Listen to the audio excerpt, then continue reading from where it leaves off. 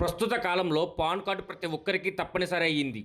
పాస్పోర్ట్లు, bank లావాదేవీలు తదితర వ్యవహారాలన్నిటికీ pan card కీలకంగా మారిందని చెప్పుకోవాలి. అలాంటి పాన్ కార్డు గురించి కేంద్ర ప్రభుత్వం కీలక హెచ్చరిక చేసింది. ప్రతి ఒక్కరూ పాన్ కార్డును ఆధార్ కార్డుతో అనుసంధానం చేయడం తప్పనిసరి. అయితే ఇప్పటికే కొందరు పాన్ కార్డుకు ఆధార్ కార్డును లింక్ చేయడం లేదు.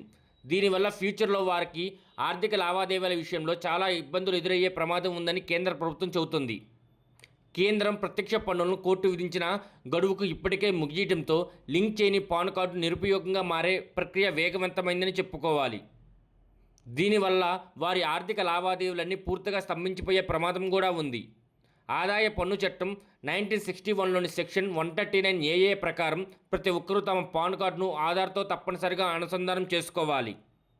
పన్ను ఎగవేతలు అరికట్టడం, నకిలీ పాన్ కార్డులను ఏరివేయడం, పారదర్శకమైన ఆర్థిక వ్యవస్థ నిర్మించడం వంటి లక్ష్యాలతో ప్రభుత్వం ఈ నిబంధనలను తీసుకుని వచ్చింది.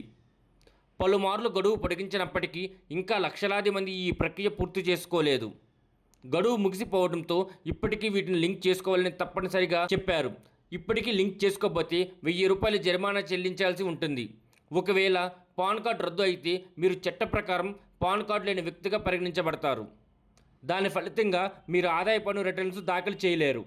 మీకు రావాల్సిన పన్ను రిఫరెంట్లు నిలిచిపోతాయి. మీ జీతం, ఫిక్స్డ్ డిపాజిట్లపై వడ్డీ, ఇతర ఆదాయాలపై అధిక రేటుతో టీడీఎస్ కట్ అవుతుంది. 50,000కి మించి మీరు బ్యాంకింగ్లో ఎటువంటి లావాదేవీలు జరపడం కూడా చాలా కష్టతరమవుతుంది. కొత్తగా జీమాట్ ఖాతా కూడా తెరవలేరు. ఆస్తుల క్రయ విక్రయాల్లో ఆటంకాలు ఎదుర్కోవాల్సి వస్తుంది. వాహనాలు కొనడం లేదా అమ్మడం వంటి రిజిస్ట్రేషన్ వంటి ప్రక్రియలు కూడా నిలిచిపోతాయి. అయితే ఈ సమస్య నుంచి బయటపడేందుకు ఇంకా ఛాన్స్ ఉంది. ₹1000 చెల్లించి పాన్ కార్డును తిరిగి యాక్టివేట్ చేసుకోవచ్చు. ప్రభుత్వ నిబంధనలను తేలిగ్గా తీసుకోకుండా వెంటనే మీ ఆధార్ కార్డు స్టేటస్ను చెక్ చేసుకోండి. ఒకవేళ లింక్ చేయకపోతే వెంటనే లింక్ చేయడం మొదలుపెట్టండి. దీనిపై మీరేమనుకుంటున్నారో కింద కామెంట్ చేయండి.